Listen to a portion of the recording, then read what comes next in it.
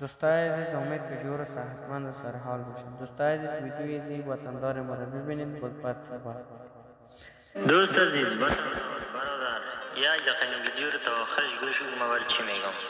نه لایک کو، نه فالو کو، نه هیچ کاری نکن. فقط این ویدیو رو گوش کن تا آخرش. ما چی میگم گفتیم خلاص شد. هر جایی خواستی برو. اگه بازار رو تنبود که این بلاک ما رو بخدم تیک تاک.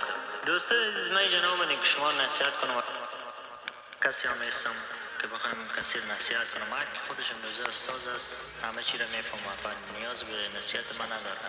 و من مثل از این تیک تاکرهای دیگه یا بلاگرایی که میان پکیجشون فرو کنن به مردم، نمیایم که حالا به شما 4 تا بگم بیا دلار یورو نشان بتون بیا پکیج من بخیر. نه، من این پکیج دارم، این پکیج فروش. ما از زمانی که نمی تیک تاک شروع کردیم، یوتیوب شروع کردیم، فیسبوک یا در هر جای فعالیت دارم، به نیت از این بوده که کمک بکنم به افغانای من.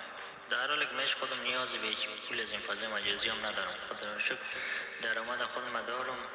در اروپا هیچ بند نمیمونه، ولی من دلم به افغانای خودم میسوزه. چرا؟ چون در تمام پلتفرم ها از جمله یوتیوب، فیسبوک، تیک تاک بیشترین بیننده را ما داریم. یعنی چی؟ ما بیننده ما بیشتر است تا سازنده ما. یکی نیست که بیای ویدیو جور کنه و چند تا آموزش بده. این میال ما در بین افغان ها اصلا کدام کسی نداریم که آمده باشه و به طور صادقانه بگویه که من برای شما راه های درآمدزایی یا نمیفهم کسب درآمد در فضای مجازی یا دیگه جا حالا فرق نمیکنه هرچی باشه بیایم برای شما رایگان براتون نمیتونم آموزش بدم. پس من اولین نفری هستم که کار میکنم و به طور رایگان بر تمام افغانای میخوایم خدمت بکنم و در کانال یوتیوب تمام آموزش ها از صفر تا صد برنامه‌های پولساز، راه‌های کسب درآمد از همه جا دانه به دانه پس ویدیو براتون جور میکنیم، براتون توضیح میدیم از صفر تا صدش. اگر خواستی گوش کنی، اگر خواستی هم نکنه، هیچ برای من فرق نمیکنه. تو نبینی ویدیو رو یکی دیگه میبینه، یکی دیگه نبینه یکی دیگهش میبینه، ولی من ضرر نمیکنم. این توستی که ضرر میکنی، انتخاب با خودت است. من در یوتیوب، فیسبوک، تیک تاک در همه جا رفتم گشتم. همیار تیک تاکر، یوتیوبر، فیسبوکر بوده، فهمیدی ویدیویش سعی کردیم از این افغانای ما دیدیم کلشان فهمیدی.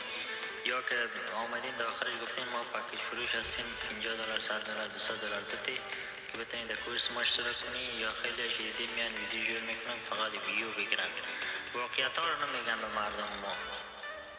خب سلام دوست عزیز، من سواد ندارم و کامنت هم بلد نیستم که چجوری بنویسم. مثلا من همه ویدیوها تا ریپوست زدم، برو نگاه کن و بعدش هم لایک، فالو. من یوتیوب تونم فالو کردم دیگه، میشه یک دانه برای من جور کنین؟ من اصلا بلد نیستم چجوری بنویسم، مثلا سواد ندارم دیگه. پس ازت خواهش میکنم این ویدیو برای من جور کن و یک اکانت پروفشنال برای من جور کن. من جور کردم، به دوست من پیام دادم برای من جور کن، میگه 10,000 فالوور جور کن، بعد میشه تو مثلا درآمد میشه.